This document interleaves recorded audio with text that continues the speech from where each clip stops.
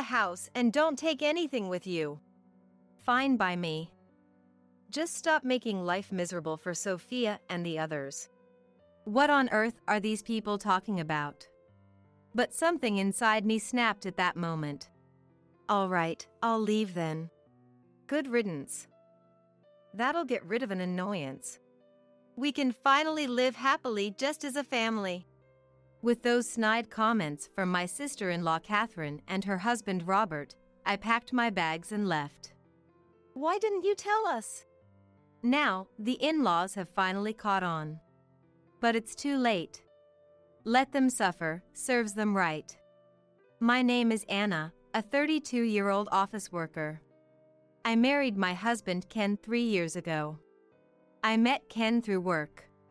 He would often come to my workplace for business, and I was drawn to his hard-working attitude. During a casual night out with coworkers, I ran into Ken at a bar and we ended up drinking together. As the evening went on, we found ourselves sitting next to each other and engaged in various conversations. Turns out, we both attended the same high school. Ken is 2 years older than me. Apparently, he was a senior when I was a freshman. But we never met. Maybe we passed each other in the hallway. That's a funny thought. It's hard to imagine we walked the same high school hallways, meeting only later in life. Back then, I was likely immature, full of that teen energy and noise. Who knows, maybe he saw me in the hallways and found me annoying. Thinking about it now, I'm glad we met after we both matured a bit. That night out was the catalyst for Ken and me growing closer. He eventually asked me out to dinner, and we started meeting up after work. One date led to another, and we became a couple. Ken was kind, mature, and someone I could rely on. Gradually, I found myself falling for him. Our relationship progressed smoothly. And about a year in, Ken popped the question. Anna, you're the one for me. I think it's fate we went to the same high school.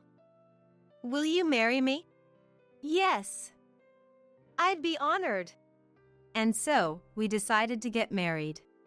Next, we had family meetings with each other's parents. My parents were quite fond of Ken, which put me at ease. Who would have thought you both went to the same high school? That school has a great culture. I have a coworker from there who's really dedicated. A trustworthy person, I'd say. My dad can be quite stubborn, so hearing him say that was a relief. Ken had graduated from a prestigious university and worked for a reputable company. So I wasn't too worried, but it was nice to have my parents' approval. Then we visited Ken's family for another family meeting. That's when things got a little uncomfortable. Ken's parents weren't exactly the warmest people. So you're Ken's fiancé? You're quite plain, aren't you? We were hoping for a supermodel or at least the daughter of a big company's CEO, given where Ken works. Hey, Dad, Mom, that's rude. Just kidding. You always take things so seriously, Ken. Right, don't take it to heart. Just parent humor. Sophia, my mother-in-law, and William, my father-in-law, were clearly mocking me. You didn't go to a famous university, and I've never heard of your company. But as long as you focus on housework and have children, it won't be an issue. They made it sound like I was just a housekeeper and a baby-making machine. That family meeting made me instantly uncomfortable around my in-laws. Nevertheless, we wrapped up the meetings and got married. Married life was blissful. We both worked hard at our jobs and shared household chores. Ken was an excellent cook, even better than me. So I always looked forward to his meals. Whenever I made a request, he'd whip up that dish, and it would always taste amazing. Even when I'd come home tired from work, eating Ken's cooking would lift my spirits. Of course, when it was my turn, I put my all into cooking. Ken would always compliment my cooking, saying it was delicious. I really liked the depth of flavor in Anna's cooking. I guess I tend to overcomplicate things a bit, you know? No way, Ken. Your food tastes like it came straight from a restaurant. I feel like we have our own personal chef. Really? That means a lot to hear you say that. We were always full of praise for each other. That's why we've been able to have such a harmonious married life. 2 years have flown by since we got married, and we're still as close as ever. But there's been one nagging issue. We haven't been able to have kids. Now, it's only been 2 years, so we're not exactly in a rush. But the pressure from my in-laws has been substantial. When are you going to get pregnant, Anna? Sophia, you asked about this just last week over the phone. These things don't change overnight. What are you talking about? If you keep procrastinating, that's why you won't have children. Are you sure you're even capable? What? Did you hide that from Ken when you married him? Absolutely not. If you're lying, I won't let it slide. Sophia often cornered me like this. Eventually, I underwent fertility testing and reported to my in-laws that I was fully capable of having children. They weren't exactly thrilled, but at least they understood I could have kids. Still, they continued to heap on the pressure. If you're capable of having kids, then hurry up. What a useless daughter-in-law. Being pressured like this only makes it harder to conceive. Every visit to the in-laws' house became an ordeal. And both of them would only criticize me when Ken wasn't around. Sophia would often call to confirm Ken was away before launching into her tirades. Life with Ken was great, but dealing with the in-laws was causing me a lot of stress. I felt uneasy, fearing that I'd have to endure their criticisms indefinitely. However, amidst all this, another issue arose. William, Ken's father, became frail and needed nursing care. And, of course, the in-laws expected us to move in with them. Ken is the eldest son, so it's only natural that he helps out. Since you can't have kids, the least you can do is be useful. They continued to press us like this. And Ken, unaware of the emotional toll his parents were taking on me, broached the subject of us moving in together. Mom seems to be struggling a lot. I really want to help out if I can. What do you think? I was really torn. Living together would likely be hard. My in-laws have been giving me a hard time behind Ken's back. If I outright say no, Ken would be shocked. So, I decided to lay down some conditions. Okay, I get that Sophia and the family are having a hard time. Can I add some conditions of my own? Sure, go ahead. I'm the one asking for a favor, after all. Thanks. First off, I won't be taking care of William. Normally, that should fall on Sophia or their actual son, you, Ken. Also, I want to continue working. If you can agree to these 2 conditions, then we can live together. As I said this, Ken looked at me seriously. He might be disappointed. Maybe he'll say it's a problem if I'm not willing to cooperate with his parents. But Ken looked me in the eye and said, "All right. I accept your conditions. I'll make sure not to put any burden on you." Facing Ken, who looked at me straight on, I decided to trust him. And so, we moved into my in-laws' house to begin our life together. They seemed to think they could boss me around, as Sophia quickly started issuing orders. Anna, please take care of William.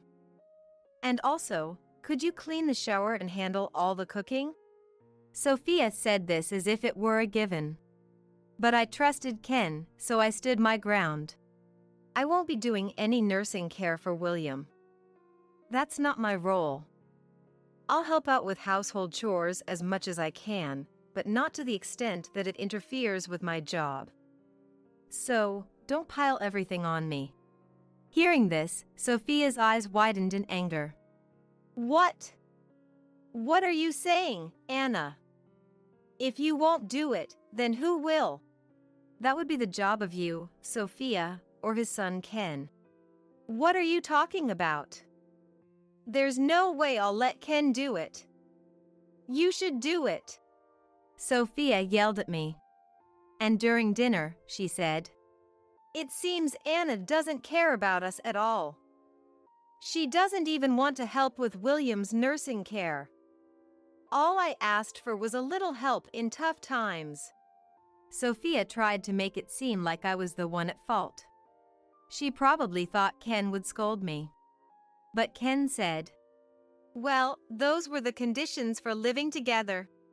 Huh? My in-laws were surprised. Ken continued, unfazed. "When we agreed to live together, Anna and I made a promise. She won't assist with any nursing care, and she will continue to work." What? You can't be serious. The in-laws were speechless, stunned by how things had unfolded. Inside, I struck a mental victory pose. I regretted not talking to Ken about the harassment from the in-laws sooner. From that moment on, they couldn't boss me around anymore, and they seemed frustrated. For the most part, I lived peacefully without any unreasonable demands. Of course, I still helped with chores and contributed money to the household through Ken. I thought the in-laws would resent me if I gave the money directly. Then William's health started to decline, and he needed to be hospitalized.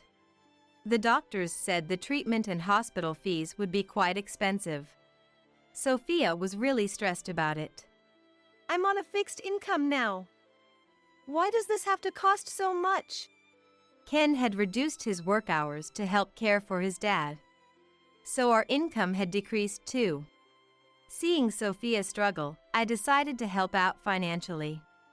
I told Ken, "Give this to Sophia and say it's from you," offering to cover William's monthly medical bills. Ken initially refused, but he really cares for his parents, so I insisted. "Don't be shy. We're married, after all," I said. Ken replied, "Thank you, this really helps." Grateful for my support. We continued our lives together while William underwent treatment. Then, one day, an unexpected visitor arrived. Catherine, my sister-in-law. "So, Dad's in the hospital? Tough break. But that means there's an empty room here, right? So we can move in, can't we?" Catherine had barely set foot in the house before she dropped this bombshell. We'd only met her a few times, like at our wedding and hers, and at family events. Since we moved into the in-laws' house, she'd never visited. So her sudden appearance and proposition caught me off guard. It seems she wants to live here. Honestly, I'd prefer if she and her husband moved in and we moved out. But Sophia declined, saying, "Ken's here now, and Dad might come back, so it's not possible." Catherine seemed to have expected this and quickly backed down, saying, "Yeah, figures." However, she did make it clear that she was ready to move in any time. And from that point on, Catherine started visiting the in-laws' house more frequently. Today, I made dinner inspired by what Mom taught me. What do you think? Catherine had been frequently cozying up to Sophia. It seemed like she was eager to replace us in our joint living arrangement. I had an inkling that something was off about Catherine.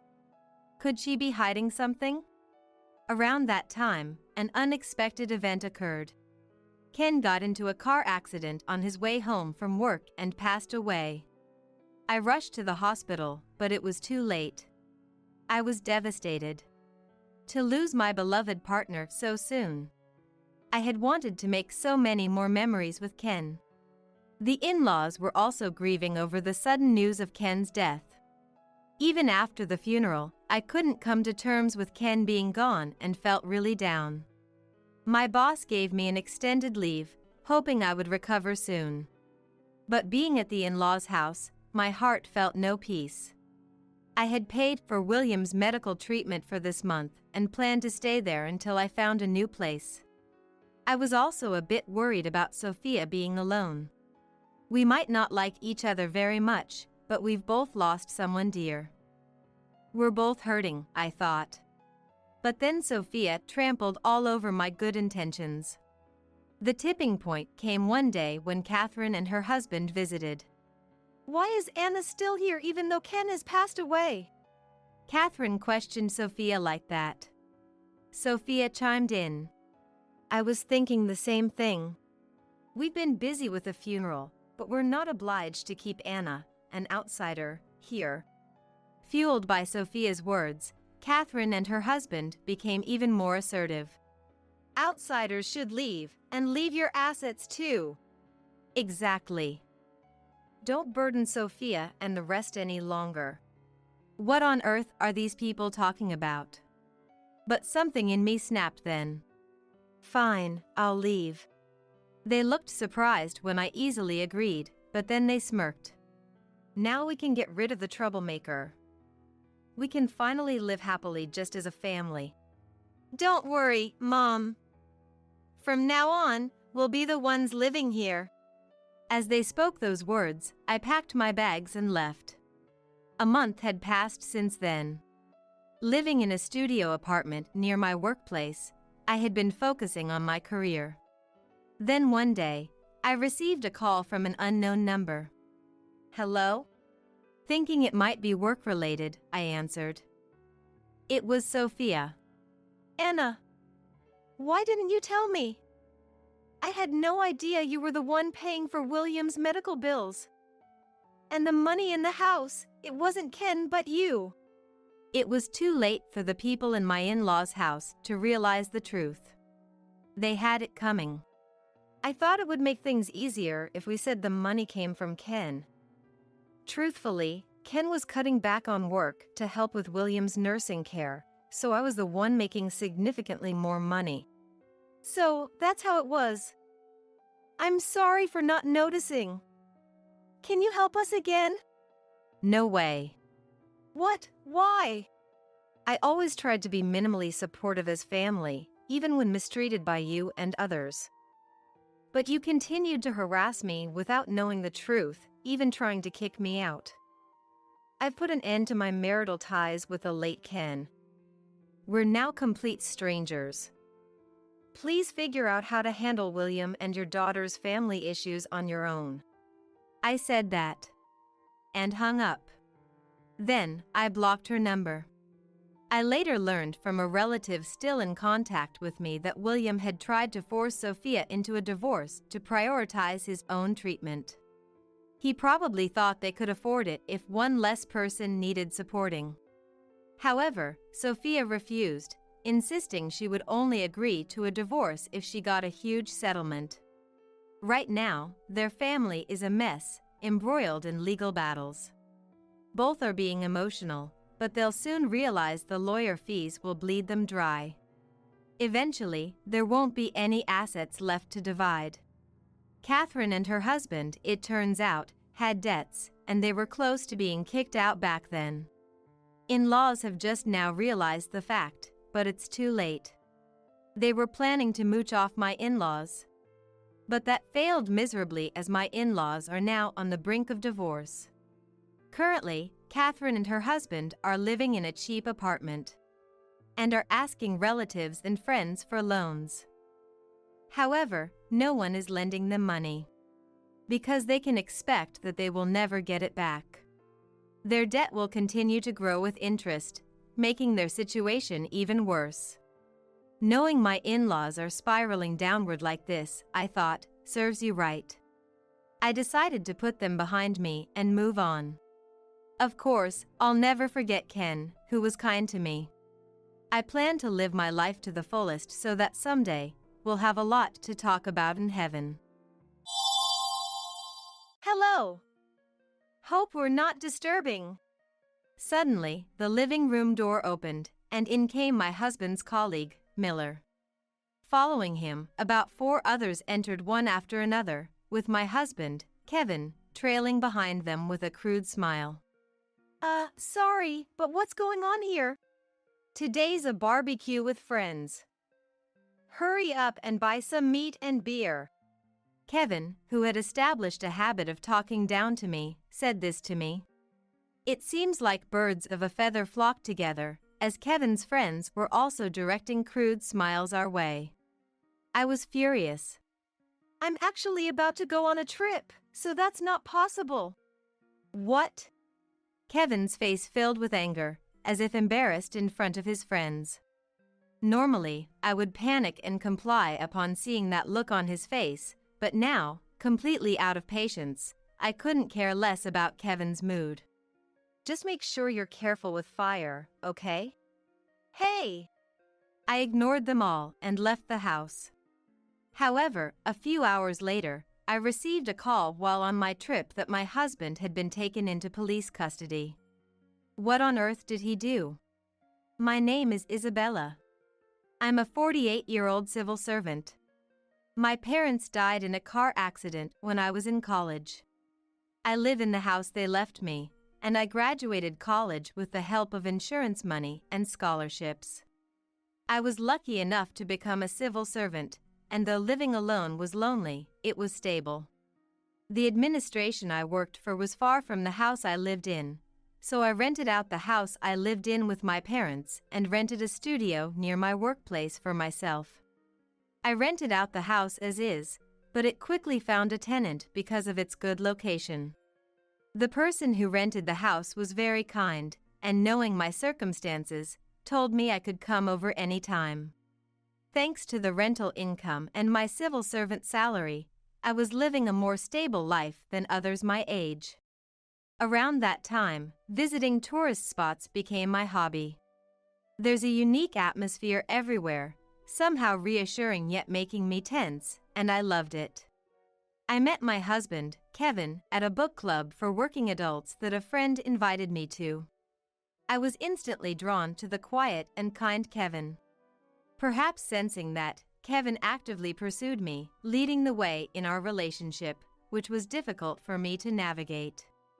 After dating for 2 years, he proposed on my 29th birthday, and we got married. The following year, our daughter, Evelyn, was born, and we were very happy. However, that's when Kevin's true nature began to show. Since I was working, we had agreed to share household chores. Kevin had kept to this agreement until I went on maternity leave, but as soon as I started my leave, he began going out to drink more often and completely stopped doing any household chores as soon as I took parental leave.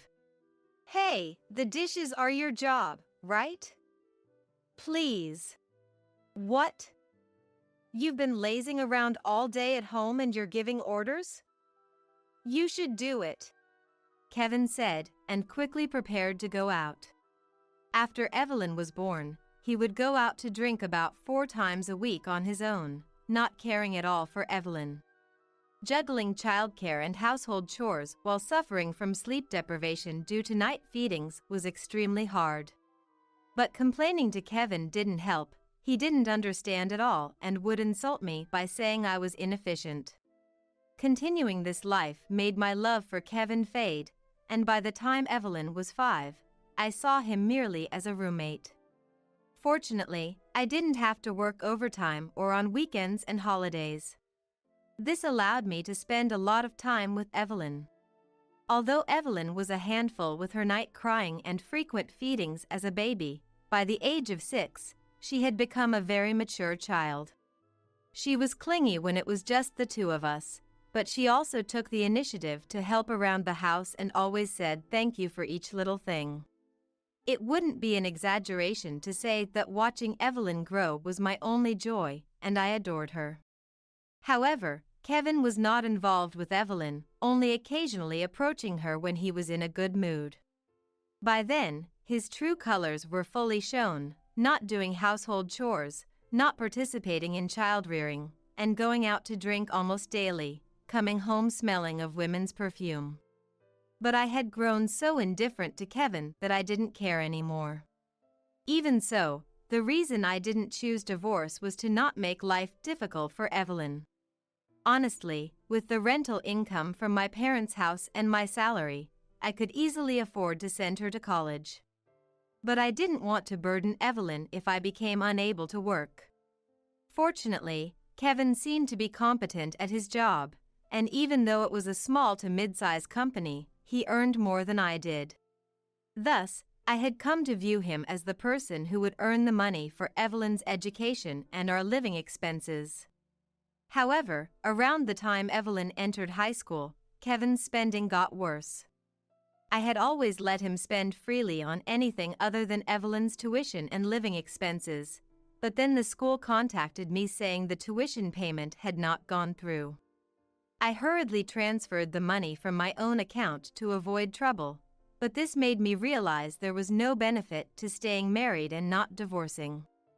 Thinking this, I approached Kevin, who was about to go out and was looking at himself in the mirror in the bathroom. Hey, the school called saying Evelyn's tuition payment didn't go through. Huh, so? So? What do you mean so? You were supposed to pay for it. That kid has been kind of rude lately. Always glaring at me. That's because she's going through adolescence, isn't it? I felt a headache coming on. Kevin himself must have gone through a rebellious phase. Yet he refuses to take an interest in his own daughter's growth and uses her being rebellious as an excuse not to pay for her tuition, which is just the lowest, not just as a dad but as a person. At this moment, I decided to divorce Kevin once Evelyn started college. And until then, I resolved to act like a compliant wife. As I was thinking this, Kevin looked at me with a smug smile. What? You know, I hardly ever come home, and do I really need to contribute to the living expenses? So, how about this? I'll pay for that kid's school fees instead of giving you living expenses. Fine. My recently made resolution was already being tested, but I managed to hold firm. Not contributing to the living expenses was unthinkable. But not having Evelyn's tuition paid would be a bigger problem, so I reluctantly agreed. And the money that used to go to living expenses now became Kevin's pocket money, making his lifestyle even more extravagant. One day, as I was walking through the entertainment district on my way home from work, I spotted Kevin with his arm wrapped around the shoulder of a man I recognized. Kevin hadn't noticed me, but the man next to him did and came over. If it isn't Isabella. What are you doing here?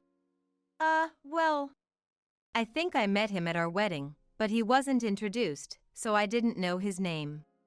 And despite the distance, he already smelled strongly of alcohol. How long had they been drinking? I managed to suppress my urge to grimace and put on a smile. Oh, I'm Miller. Kevin and I were in the same club at college. By the way, Isabella, you're really beautiful. How about one night with me? Just kidding. Hey. If you want a middle-aged woman like this, I'll give her to you. More than Miller's frivolous words, I was shocked by Kevin's words. Even if he was drunk, those were not words to be uttered in front of his wife. Really? Maybe I'll book a hotel next time then. I'll pass. I'm in a hurry, so I'll be going. A chill ran down my spine, and I quickly left the scene. I could hear Miller and Kevin saying something behind me, but I ignored it all. That night, Kevin, who seemed to have come home in the middle of the night, didn't even remember seeing me the next morning. When I asked about Miller, Kevin bragged about how he had started some profitable business recently and that he had gone to hear about it yesterday. Don't come begging for money when I become rich, okay? I responded lightly to his buoyant words. As long as Evelyn's tuition was paid, I had no expectations from Kevin anymore. However, a decisive incident would occur a little after Evelyn started college. It happened on the day I was planning to take a solo trip, intending to use up my accumulated paid leave. After gathering everything at the entrance, I took a break. Kevin had left in a happy mood that morning, so I had sent him a message just in case. He had read it, so I felt I had done my duty, and I sipped my tea. Then there was a sound from the entrance, and I thought Kevin had come back unusually early, but the person who came through the door made me almost spit out my tea. Hello. Hope we're not disturbing. Suddenly, Miller walked in through the living room door, followed by about 4 others. Sorry, what's going on here? I'm having a barbecue with some friends. Hurry up and buy some meat and beer. Just like Kevin, who was laughing, his friends were also giving me crude smiles. I was furious. I'm about to go on a trip, so that's not possible. What? Kevin's face filled with anger as if he was embarrassed in front of his friends. Normally, I would have panicked and complied upon seeing his face, but now, completely fed up, I had no interest in Kevin's mood. Just be careful with fire, okay? Hey! I ignored them all and left the house. However, a few hours later, I received a call while on my trip that my husband had been taken into police custody. What on earth did he do? The call from the police was for identification, and they said I didn't need to come to the station right away. Apparently, they asked Kevin if he could prepare clothes for staying in the detention center because the interrogation might take a while, and he gave them my name and contact details. We could lend some and bill you later. Oh, that's fine. Please make him pay for it. Understood. We'll contact you if there's anything else. Yes, please do. It seems the reason for being taken into police custody was attempting to forcibly bring a woman who was walking outside while drunk into his home. It was a red-handed arrest, and there was no room for excuses, and he would likely be charged. Miller was facing other charges, and there was a possibility that Kevin was involved as well. Hearing that, I sat down on the spot. It was good that I had arrived at my destination. I cried. Then, coffee was placed on the table in front of me. Mom, are you okay? What happened? Actually, the place I was traveling to was the area where Evelyn's university is located, and I was going to stay at Evelyn's place during my trip. The call from the police came just as I was about to take a break after arriving at Evelyn's place. Dad's been arrested by the police. The reason is a bit. It's okay. Tell me when you've calmed down. Hey, Mom, maybe you should seriously consider divorce. You've been enduring for my sake, right? I ranked first in my class this time. I got a scholarship with no repayment obligation, my professor told me. So, I'll be fine. Evelyn. You're right. Evelyn's words made up my mind. As a parent, I felt unreliable for making my daughter say this, but at the same time, I was very happy that Evelyn had grown up to be so kind and splendid. A few days later, I received a call from the police that only Kevin had been released. It seemed Kevin claimed to be a victim, unaware that Miller's business involved criminal activity. In fact, it was proven that Kevin knew nothing, and he was declared innocent, which disappointed me internally. The day after the police contacted me, Kevin called me. I didn't want to answer the phone, but thinking about what comes next, I decided to answer. Hello? You picked up. Where the hell are you? At Evelyn's place. When I said that, Kevin seemed to think for a moment.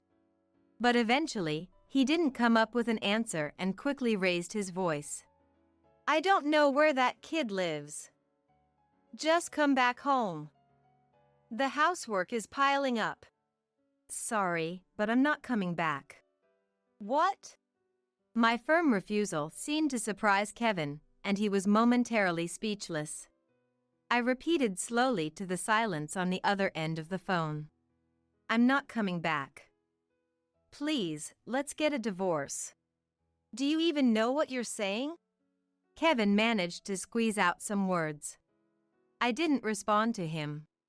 Then, simultaneously, I heard the sound of a mobile phone being dropped on the other end. He must have been quite shocked. I delivered the final blow.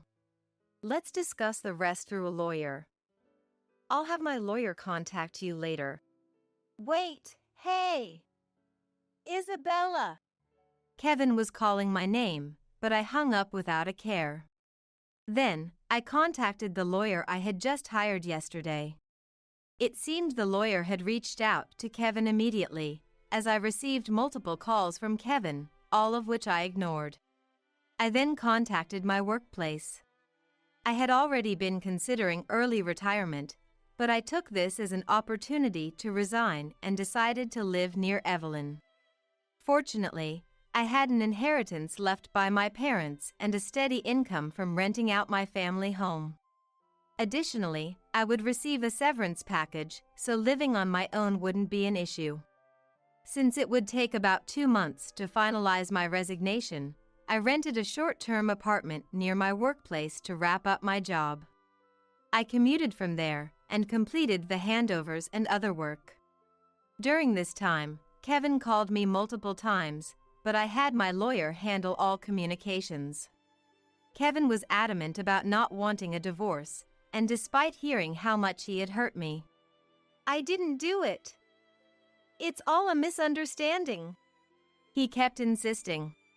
Reluctantly, I agreed to a meeting. It was challenging to even set a date, but 3 weeks after proposing the meeting, we finally scheduled it, and I prepared myself for a major confrontation. On the day of the meeting, the person who showed up at the meeting place was a completely sullen middle-aged man. I'm not going to divorce. I was just deceived. I'm not at fault. Let's sit down and talk about it. I responded dispassionately to Kevin's remarks and entered the restaurant ahead of him. The high-end restaurant, designed with separate rooms for each table, was where Kevin and I had celebrated our engagement with a meal. Do you remember this place? Huh? Kevin's response extinguished the last bit of sentiment I had left. Even after everything, we were once committed to spending a lifetime together.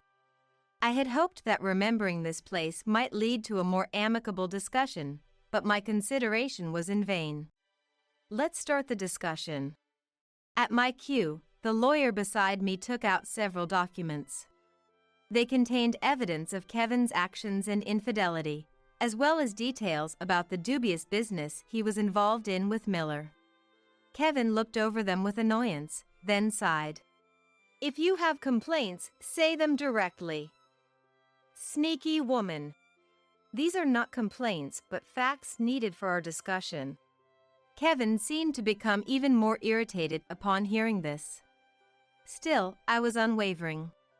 However, when a new document was presented, Kevin's complexion changed. Hey, this is... Oh, didn't you know? The document included a photo of a woman in a wedding dress and her husband, smiling happily. Kevin paled at the sight of the two. The woman you're currently having an affair with, she's your boss's wife, right? No way! Kevin, apparently unaware, looked utterly panicked. His earlier defiance had vanished, replaced by sheer panic. Investigations revealed that Kevin had been involved with the affair partner for about 3 years, considering divorcing me and marrying her until their communication recently became sporadic. She had married Kevin's boss before meeting Kevin. Apparently, it was a shotgun wedding. They had just taken their 10th anniversary wedding photos. Of course, the evidence was sent to Kevin's company, and it was scheduled to be delivered to Kevin's boss today. The affair partner would also be receiving a certified mail by now. Speak of the devil. At that moment, Kevin's phone, placed on the table, rang, displaying his boss's name. Kevin didn't answer, so I tapped to take the call and put it on speaker. A furious shout, loud enough to break windows, erupted from the phone. You've been betraying me? Having an affair with my wife during work hours is a betrayal to the company as well. Don't expect to stay comfortably at the company from tomorrow. I'm sorry. Kevin's apology was pitiful, with none of the charm he once had.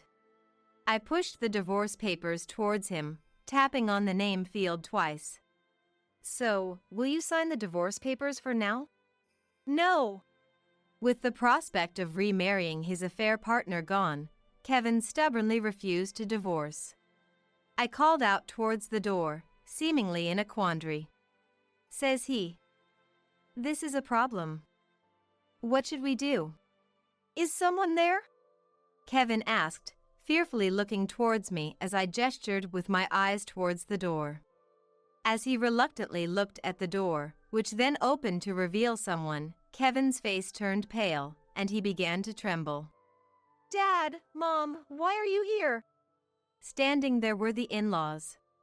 Kevin wasn't on good terms with the in-laws' house, and after we got married, he forbade me from interacting with the in-laws. So, for Kevin, the last people he expected to see here were present. My mother-in-law briefly greeted me before walking up to Kevin with a raised hand, delivering a sharp slap that left his face red. With a face even redder than Kevin's, my mother-in-law started shouting. How could you? You have a wonderful wife like Isabella and you cheat? What have you done?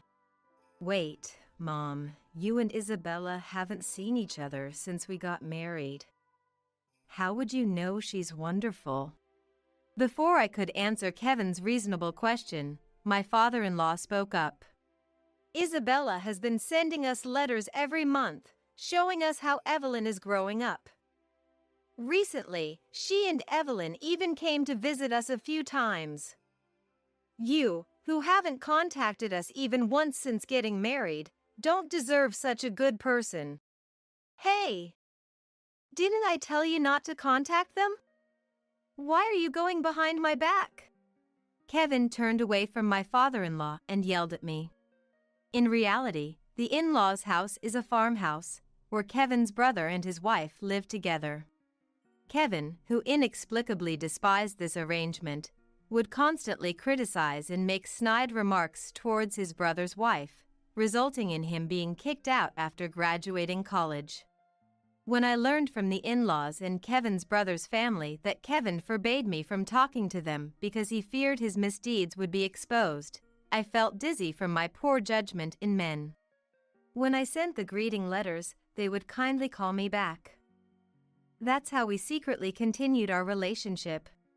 You were deceiving me? Who I associate with is none of your business. I don't want to hear it from a man who repeatedly cheats and gets involved in shady dealings.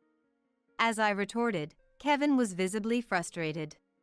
Suddenly, he defiantly signed the divorce papers. Seems like you went through a lot of trouble. Fine, I'll divorce you, but don't expect to get any money or the house from me. What are you talking about? You won't be dividing anything. Everything will go to Isabella.